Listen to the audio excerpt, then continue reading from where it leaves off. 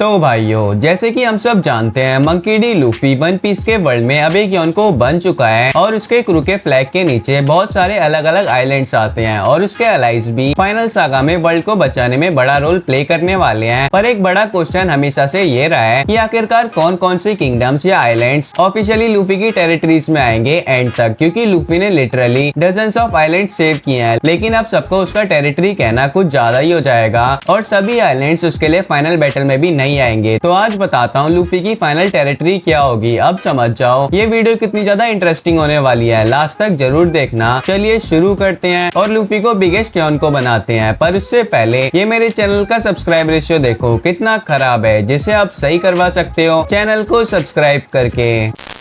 सबसे पहले उन आइलैंड्स की बात करते हैं जो स्ट्रेट क्रू के कुछ मेंबर्स के कारण जुड़े हुए हैं लूफी की टेरिटरी में, जिसमें से सबसे पहले बात करते हैं उन आइलैंड्स के ग्रुप की जिन्होंने लूफी पर पूरा भरोसा रखा हुआ है। और मैं बात कर रहा हूँ उस जगह की जहाँ से स्ट्रेट्स की जर्नी शुरू हुई थी, ईस्ट ब्लू सागा के आइलैंड। क्योंकि जितनी भी जगह लूफी और इसकी क्रू अब तक गए हैं उनमें से ईस्ट ब्लू के लोग तो वैसे भी लूफी पर पूरा भरोसा करते हैं। और ईस्ट ब्लू सागा में जो आइलैंड्स थे वो है Orange Town, Syrup Village, Floating Restaurant Baratie, Nami का होम कोनामी आइलैंड। इन सभी जगहों के लोग लूफी को ऑलरेडी दिल से पसंद करते हैं, लेकिन रियलिटी में ये आइलैंड को ऑफिशियली उसकी टेरिटरी नहीं मानेंगे क्योंकि लूफी ने इन जगहों पर अपना फ्लैग कभी नहीं लगाया। और जब इनमें से कुछ आइलैंड्स पर लूफी था तो उसके पास तब तक कोई फ्लैग भी नहीं था। पर मुझे लगता है अगर जरूरत पड़ती तो लूफी इनको डेफिनेटली प्रोटेक्ट करेगा, लेकिन वो भी ग्रैंड लाइन छोड़कर सिर्फ इन आइलैंड्स के लिए वापस आएगा ये तो मुश्किल है। ऊपर से इनमें से कोई आइलैंड एंड गेम में कोई बड़ा रोल प्ले नहीं करेगा क्योंकि इन आइलैंड्स पे स्ट्रॉन्ग फाइटर्स बिल्कुल नहीं है। और शायद अगर दुनिया में एक और बड़ा फ्लड आता है तो ये लोग खुद ही बचाए जाने वाले लोग होंगे क्योंकि ये बचाने वाले नहीं बन सकते। लेकिन ईस्ट ब्लू में एक आइलैंड है जो थोड़ा अलग है और वो है डॉन आइलैंड, क्योंकि ये लूफी का होम आइलैंड है। यहाँ पे लूफी का होम टाउन है और अगर इस आइलैंड के लोगों को कुछ भी होता है तो लूफी अपने लोगों को बचाने के लिए वापस जरूर आएगा। तो जो अगर होता है तो ये आइलैंड तो लूफी की टेरिटरी में हुआ, लेकिन फिर भी कुछ दिक्कत है, जैसे कि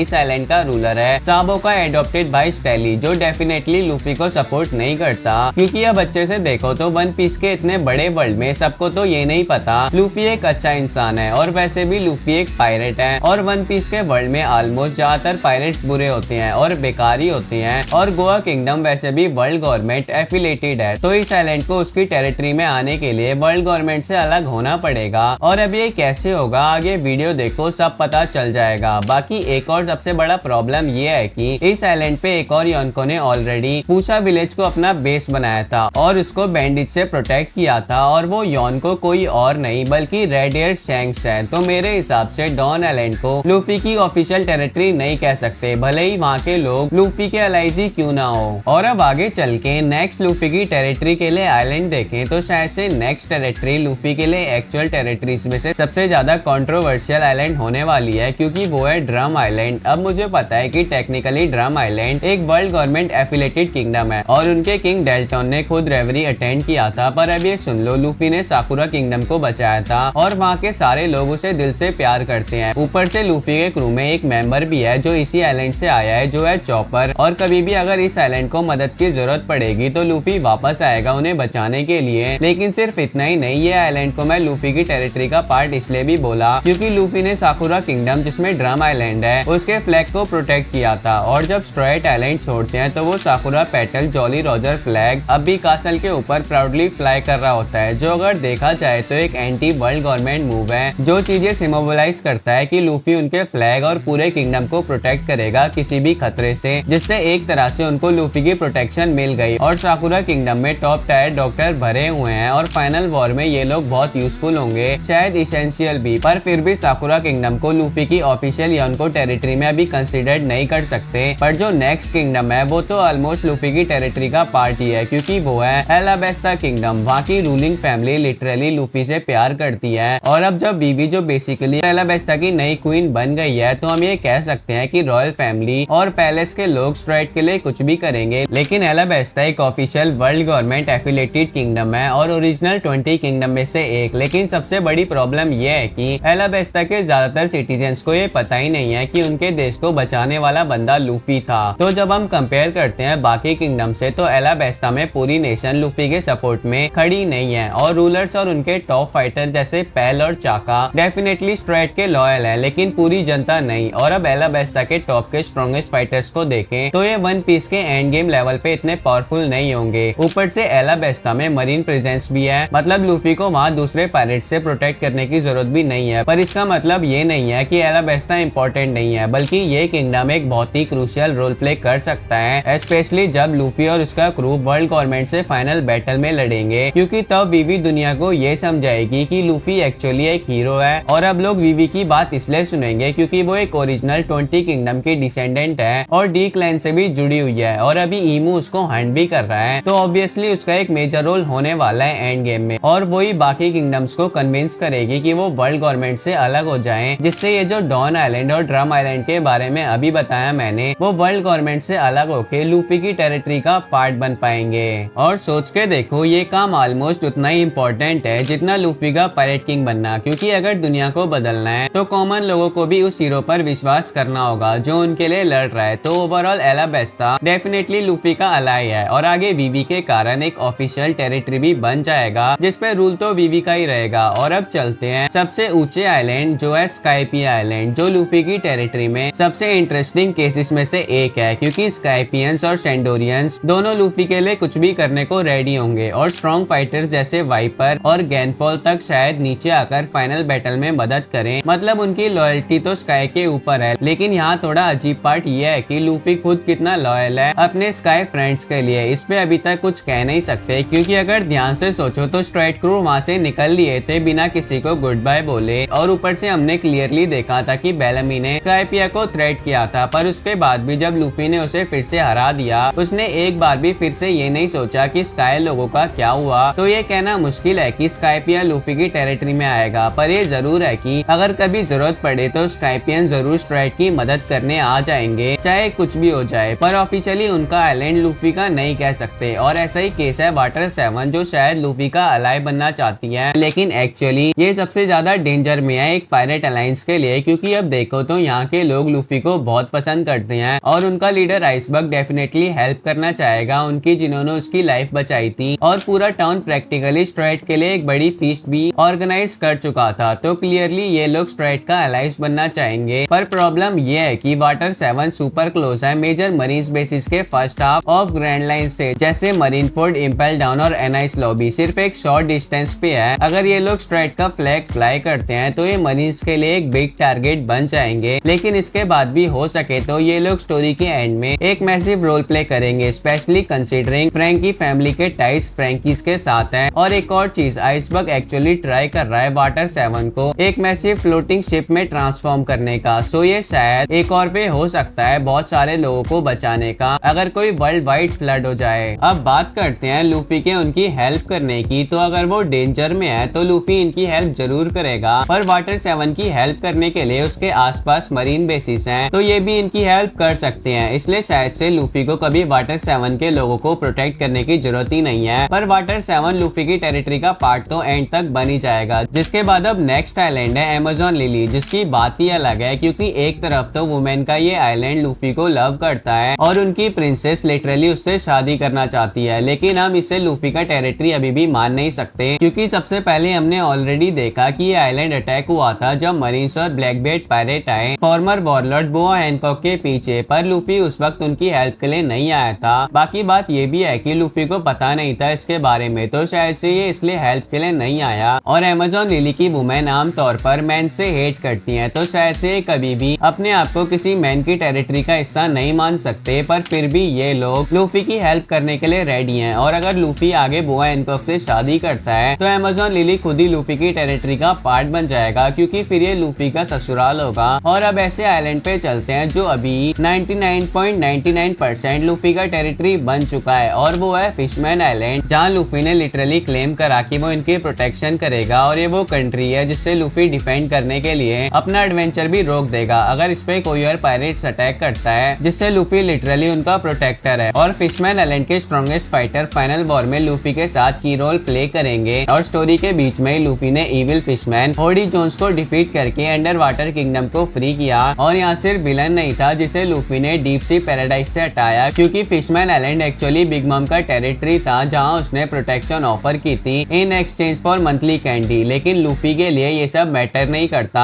उसने बोल्डली अनाउंस कर दिया कि फिशमैन आइलैंड अब लूफी का है, और इस स्टोरी का मेजर मूवमेंट था क्योंकि पहली बार लूफी ने अपना नेम किसी कंट्री के लिए रिस्क पर डाला था। और फिशमैन के किंग नेपच्यून ने खुद बोला कि वो चाहते हैं कि स्ट्राइड जॉली रॉजर उनके किंगडम पर फ्लाई करें, जो बेसिकली क्लियर करता है पूरा फिशमैन आइलैंड लूफी की टेरिटरी में आना चाहता है, जिससे फिशमैन आइलैंड लूफी का पहला ऑफिशियल योनको टेरिटरी बन गया। पर दिक्कत यह है कि एक प्रोफेसी के हिसाब से लूफी एक दिन इस आइलैंड को डिस्ट्रॉय करेगा, तो प्रोटेक्शन की बात भी कुछ ज्यादा स्ट्रॉन्ग नहीं लगती। लेकिन फिशमैन फाइनल वॉर में लूफी को सपोर्ट करेंगे। एक्चुअली ये एंड गेम के लिए सबसे इम्पोर्टेंट किंगडम है, क्योंकि यहाँ के मेजर फिगर्स ही स्टोरी के आउटकम को चेंज कर सकते हैं, जैसे शीरा ओसी जो एंशिएंट वेपन पोसाइडन है और मिसिव सी किंग्स को कंट्रोल कर सकती है, जो चीज खुद में ये कम्प्लीटली ब्रोकन एबिलिटी है। और अगर हम फाइनल वॉर की बात करें तो फिशमैन का एंटायर आर्मी जो सी कंट्रोल कर सकते हैं वो इनसेन बूस्ट देगा लूफी की फोर्सेस को, और कुछ strongest fishman easily entire ship destroy कर सकते हैं। और सबसे मेन बात यह है कि फिशमैन आइलैंड का एंड गेम रोल और भी इम्पोर्टेंट है, क्योंकि हमें पता है वन पीस वर्ल्ड पहले भी फ्लडेड हुआ है और ये लाइकली फिर होगा। अगर वर्ल्ड गवर्नमेंट अपना एंशिएंट वेपन यूज करते रहे तो एक रेस जो स्विम कर सकती है और लोगों को रेस्क्यू कर सकती है वो ह्यूज रोल प्ले करेगी। ऊपर से जाइंट शिप नोआ जो शायद पूरे आइलैंड के लोगों को सेव कर सकता है, और सी किंग्स भी फ्लड के टाइम लोगों को बचाएंगे। तो लूफी का पहला ऑफिशियल योनको टेरिटरी मैसिव इंपैक्ट डालेगा एंड गेम में बैटल के टाइम वर्ल्ड को बचाने के लिए। पर एक कॉम्प्लिकेटिंग फैक्टर यह है कि फिशमैन आइलैंड ऑफिशियली अब वर्ल्ड गवर्नमेंट के अलाइड है, क्योंकि किंग नेपच्यून और शीरा ओशी ने लास्ट रिवरी अटेंड किया था पहली बार 200 सालों में। तो ये चीज दिक्कत दे सकती है, पर इससे कैसे रिजॉल्व कर सकते हैं ये तो मैंने पहले ही बता दिया। लेकिन चाहे कोई भी हो, फिशमैन आइलैंड लूफी की टेरिटरी का पार्ट है। जिसके बाद अब नेक्स्ट लूफी की टेरिटरी के आइलैंड को देखें तो वो आती है ड्रेसरोसा, जहाँ लूफी ने सबसे ज्यादा अलाइस बनाए। और ड्रेसरोसा किंगडम एलाबेस्टा किंगडम से ज्यादा अच्छा सपोर्ट में है लूफी के, क्योंकि ड्रेसरोसा के रूलर के साथ में वहाँ के सिटीजन्स का भी लूफी ने प्यार जीता था जब इसने डोफ्लामिंगो को हरा दिया था। और ये वही जगह थी जहाँ उसकी ग्रैंड फ्लीट का फॉर्मेशन हुआ, जिसके बारे में हम थोड़ी देर में और बात करेंगे। लेकिन यहाँ भी वही प्रॉब्लम है जो एलाबेस्टा में थी, और ये है कि ड्रेसरोसा भी एक वर्ल्ड गवर्नमेंट एफिलेटेड किंगडम है, साथ ही यहाँ एक स्ट्रॉन्ग मरीन प्रेजेंस भी है प्रोटेक्ट करने के लिए। तो ड्रेसरोसा अभी भी ऑफिशियल लूफी का योनको टेरिटरी नहीं बन पाता। और एक चीज की ड्रेसरोसा किंगडम के पास कोई सुपर टॉप टायर फाइटर नहीं है, काइरोस और टोंटटा लियो को छोड़कर, जो ज्यादातर मिड टायर वॉरियर्स ही हैं। बाकी ड्रेसरोसा रॉयल फैमिली का भी रोल एंड स्टोरी में ज्यादा पॉलिटिकल होगा सपोर्ट जीतने के लिए, जैसे वीवी करेगी। लेकिन अब स्ट्राइड ग्रैंड फ्लीट की बात करें तो ये लोग 100% लूफी के साथ फाइट करने जरूर आएंगे। लेकिन यहाँ सबसे इंटरेस्टिंग चीज ये है कि लूफी ने काफी सारे अलाइड किंगडम्स जीत लिए हैं बिना वहाँ कभी विजिट किए। जैसे कि हम जानते हैं कि साई कानो कंट्री का रूलर है, तो ऑब्वियसली वो लूफी को सपोर्ट करेंगे, और जिससे उसकी टेरिटरी भी लूफी के अंदर आएगी। और वही सेम सिचुएशन ओलंपस का है, और भले ही वो अपने किंगडम की फ्लीट का एडमिरल रिटायर हो गया, लेकिन अभी भी उसके पास एक जाइंट आर्मडा ऑफ शिप्स है जो बैटल में हेल्प करेगी। और बाकी लोग जैसे आईडी और कैवेंडिश अपने होम किंगडम्स के मेजर फिगर्स हैं और सिर्फ अपनी क्रू के साथ सपोर्ट करते हैं, लेकिन फिर भी ये लूफी के सबऑर्डिनेट्स हैं और फाइनल फाइट में प्रेजेंट होंगे। और ग्रैंड फ्लीट के कुछ आइलैंड्स को हम एज्यूम कर सकते हैं कि वो फ्यूचर में लूफी के टेरिटरी ज्वाइन करेंगे, जिसमें एक स्ट्रॉन्ग आइलैंड की बात अभी आगे करते हैं। पर उससे पहले एक और आइलैंड पे चलते हैं जो ऑलमोस्ट कंफर्म ही है, अभी भी लूफी की टेरिटरी का पार्ट है, और वो है जोऊ आइलैंड, जो लूफी की टेरिटरी में एक मोस्ट पावर हाउस आइलैंड है, क्योंकि जोऊ आइलैंड जुनेशा की बैक पे है। जुनेशा ने लूफी को जोयबॉय मान लिया और जुनेशा जोयबॉय का कंपेनियन था, और अब वापस से लूफी की जरूरत पड़ने में इसकी हेल्प करेगा। तो जुनेशा के कारण जोऊ आइलैंड भी लूफी के साथ है, और ऊपर से जोऊ आइलैंड पे रहने वाले मिंग्स भी जुनेशा के साथ बहुत क्लोजली अलाइड हैं, और मिंग्स अब खुद लूफी का साथ अपनी अलायंस जोड़ चुके हैं। और सिर्फ इतना ही नहीं, मिंग्स ने लूफी को अपनी सबसे क्लोजली गार्डेड सीक्रेट भी दिखाई, जो है उनका रोड पोनेग्लिफ। और मिंग का नया लीडर कैरेट ने स्ट्राइड का साथ एक पूरा आर्क ट्रेवल भी किया था। तो भले ही जोऊ आइलैंड ऑफिशियली लूफी के फ्लैग के अंडर अभी तक नहीं आया, पर ये डेफिनेटली लूफी का टेरिटरी है, जो बात लूफी के लिए एक बड़ा प्लस पॉइंट है, क्योंकि मिंग्स इंडिविजुअली भी सुपर पावरफुल फाइटर्स हैं, क्योंकि हर एक मिंग्स के पास नेचुरल इलेक्ट्रिक एबिलिटीज भी होती है। साथ में उनके सुलोंग ट्रांसफॉर्मेशन को मत भूलो, जो इंस्टेंटली उनकी पावर लेवल्स को इंसेनली तक बूस्ट कर देता है, जो चीज लूफी को फाइनल वॉर में एडवांटेज देगा। और अब चलते हैं लूफी के 100% टेरिटरी वाले आइलैंड पे, जो है वानो कंट्री। क्योंकि अब लूफी ने काइडो को डिफीट करके पूरी कंट्री को फ्री किया, तब उसने उनको एक ऑफिशियली फ्लैग दिया था as a symbol of protection, जो एक बार फिर ये क्लियर साइन है कि वानो ऑफिशियली लूफी के प्रोटेक्शन में है। पर शायद से वानो कंट्री ही है जिससे प्रोटेक्शन की सबसे कम जरूरत है, क्योंकि वानो के पास यामातो है जिसने अपने फादर के साथ काफी ज्यादा टाइम तक फाइट की है, जो अपने आप में एक रियली इंप्रेसिव फीट है। और मोमोनोसुके जिसका फुल ड्रैगन फॉर्म खुद में एक्सट्रीमली पावरफुल है और उसे इवन एक एडमिरल के अगेंस्ट स्टैंड करने का पावर देता है। फिर बाकी के रेड स्कैबर्ड्स इंक्लूडिंग नेकोमामुशी और इनुआराशी जो इजिली योनको कमांडर्स को के स्ट्रॉन्गेस्ट फॉर्म में डिफीट कर सकते हैं। तो जब ये कैरेक्टर इवेंचुअली लूफी की हेल्प करने आएंगे फाइनल वॉर में, और शायद थोड़ा सा पावर अप के साथ ये मेजर फोर्स होंगे और लूफी की हेल्प करेंगे वर्ल्ड गवर्नमेंट से फाइट में। और सबसे सरप्राइजिंग बात, वानो के पास एंशिएंट वेपन प्लूटोन है, जो अब जब फाइनल वॉर में शिराओशी और नोआ शिप के साथ मिलेगा तो वर्ल्ड एंडिंग फ्लड से लोगों को रेस्क्यू करने के लिए यूज करेंगे। और अब इमू के पास यूरेनस है जो डिस्ट्रक्शन के लिए है, तो अब बाकी के दोनों एंशिएंट वेपन जरूरी नहीं है कि वर्ल्ड को डिस्ट्रॉय करें, इसलिए अब प्लूटोन भी लूफी के साथ फाइनल वॉर में लोगों की हेल्प करेगा। और वानो कंट्री एक मेजर पार्ट है लूफी की टेरिटरी का।